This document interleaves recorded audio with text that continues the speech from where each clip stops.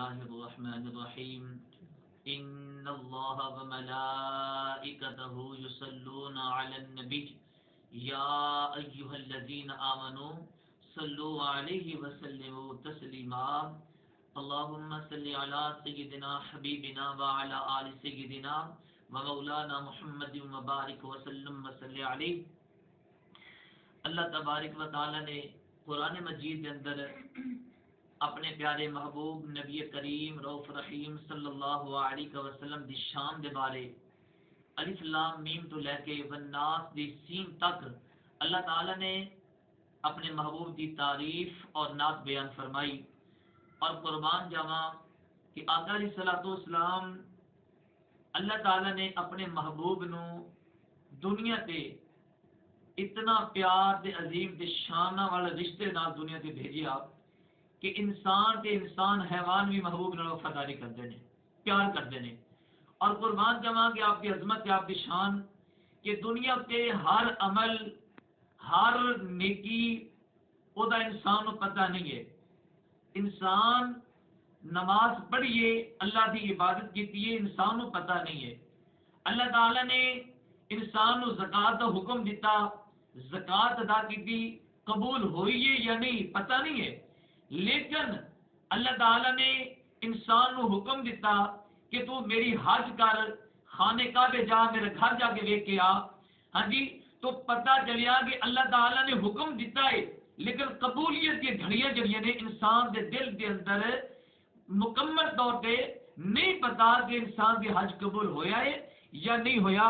لیکن قربان جاواں آقا علیہ الصلوۃ والسلام کا فرمان سن کے تہاڈا ایمان تازہ ہو جائے گا.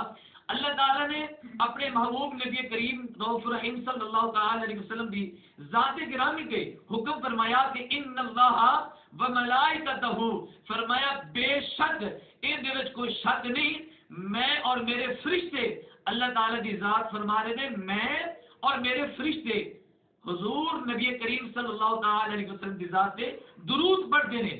ہاں جی، یا ایھا الذین آمنو، اے ایمان والیو، اے میرے نبی دی اتباع رکھن والیو، اے میری نبی دا کلمہ پڑھن والیو، فرمایا تسی بھی میرے محبوب دی ذات تے یصلو علیہ وسلموا تسلیما، میرے محبوب دی ذات تے درود بھی پڑھو تے سلام بھی پڑھو. اللہ تعالی نے اس آیت مبارکہ کے اندر رب دے پیارے محبوب صلی اللہ تعالی علیہ وسلم کی ذات پہ درود و سلام پڑھنے کا حکم فرمایا. فرمایا درود بھی پڑھو، سلام بھی پڑھو. اور قربان جاواں ادھر بندہ زبان سے درود لے کے آندا ہے، اللہ تعالی عرش تے بیٹھ کے اسے درود قبول فرما لیتا ہے. آؤ حدیث پاک سنو کہ آقا علیہ الصلوۃ والسلام کا فرمان علیہ السلام سنو، انشاءاللہ تھوڑا ایمان تازہ ہو جائے گا کہ آقا علیہ الصلوۃ والسلام دا غلام جس ویلے درود پاک پڑھتا ہے، اللہ تعالی کے محبوب کی ذات سے درود پڑھتا ہے تو اللہ تبارک و تعالی اس درود پڑھن وجہ کے نال اللہ تعالی پاک فرشتہ پیدا فرما چڑھتا ہے. ایک فرشتہ ایسا مقرب فرشتہ، سونا فرشتہ جہاں بازو ایک مشرق میں چل جاتا ہے تو دوسرا مغرب میں چل جاتا ہے. اتنا بڑا فرشتہ اور وہ پیر زمین کے تحت سرا تک چلے جاتے ہیں اور سر جڑا عرش مولا نہ لگیا ہوتا ہے. اتنا بڑا فرشتہ اللہ تبارک و تعالیٰ پیدا فرما دیتے ہیں. پھر اللہ تعالیٰ اس فرشتے کو حکم فرماتے ہیں کہ اے فرشتے جس بندے نے درود پڑھا ہے، فرمایا اے فرشتیا تو انج کام کر کے میرے رحمت دریا دے وچ گوتا در ہو جا.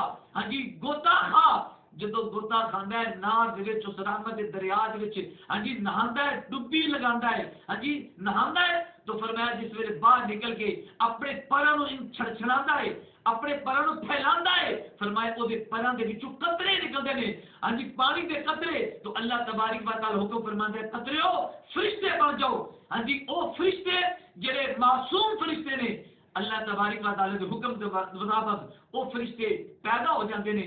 جتنے قطرے نکلے نے اتنے زیادہ رب تعالیٰ فرشتے پیدا فرما چڑھتا ہے. فرمایا اس فرشتے نے ڈیوٹی کی لگتی ہے. اللہ پاک فرماتا ہے فرشتو میری حمد تے میری توحید تے میری رسالت محبوب دی تے تسی ایمان لے کے آئے ہو. فرمایا تسی جدوں عالم معرہ کے اندر ہاں جی اپنی اکھاں کھولیاں نے اس عالم کے اندر اپنی اکھاں کھول کے ہاں جی فرمایا تسی ویکھیا ہے تے میری عبادت نہیں کرنی. ہن جس میرے محبوب کے غلام نے میری محبوب کے ذات کی درود سلام پڑھا ہے، فرمایا اون دے واسطے قیامت والے دن تک استغفار کی تسبیح پڑھتا رہے.